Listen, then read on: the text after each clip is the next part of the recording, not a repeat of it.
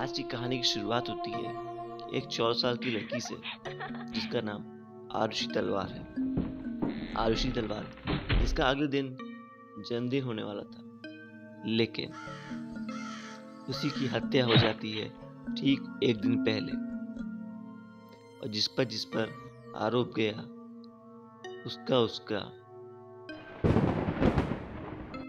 तो बात है 14 मई 2008 की। आरुषि तलवार अपने माता पिता के साथ नोएडा के एक पाश इलाके में रहती थी जिसका नाम जलवायु विहार था।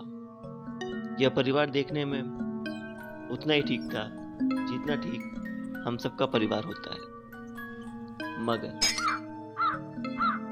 15 मई की सुबह को जब डॉक्टर नुपुर तलवार यानी कि आरुषि की माता ने अपने बेटी के रूम का दरवाजा खोला तो जो मंजर था वो किसी की भी रूह को कंपा सकता था। उनकी बेटी की लाश बेड पे पड़ी हुई थी और चारों तरफ खून बिखरा हुआ था। अब उनके माता पिता यानी कि डॉक्टर राजेश तलवार और डॉक्टर नुपुर तलवार ने पुलिस को फोन मिलाया और जांच पड़ताल होना शुरू हुई। तो सबसे पहले उनको शक उन्हीं घर पे काम करने वाले नौकर हेमराज पे हुआ, क्योंकि जिस दिन हत्या हुई थी उस दिन से लेके उसके अगले दिन तक पुलिस वालों को उसके नौकर का कोई भी सबूत नहीं मिला था। मीडिया ने भी सबको ये साबित कर दिया था कि हत्यारा एक नौकर ही है। मगर ठीक उसी के अगले दिन यानी 16 मई 2008 को नौकर हेमराज की लाश भी छत से बरामद होती।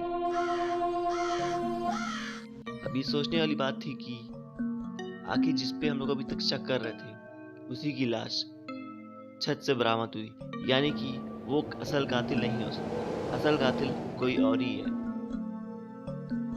जांच पड़ताल बैठाई गई, चीजों को बहुत गौर से देखा गया तो शक की सुई उनकी माता पिता डॉक्टर राजेश और नुपुर तलवार के ऊपर आ जाती है। ये केस इतना हाई प्रोफाइल था कि इसके लिए सीबीआई की इसमें एक नहीं बल्कि 2 अलग अलग टीमों को बैठाया जाता है। और चौंकाने वाली बात यह थी कि दोनों सीबीआई की टीम अलग अलग थ्योरी पे पहुंचती है। पहली टीम कहती है कि तलवार दोषी नहीं है, बल्कि दूसरी सीबीआई की टीम कहती है कि तलवार ही दोषी है। इस केस में न केवल सीबीआई बल्कि उन्होंने काफी कुछ प्रयास किए, जैसे कि डीएनए टेस्ट, नार्को टेस्ट, लेकिन कोई भी नतीजा सामने निकल के नहीं आया।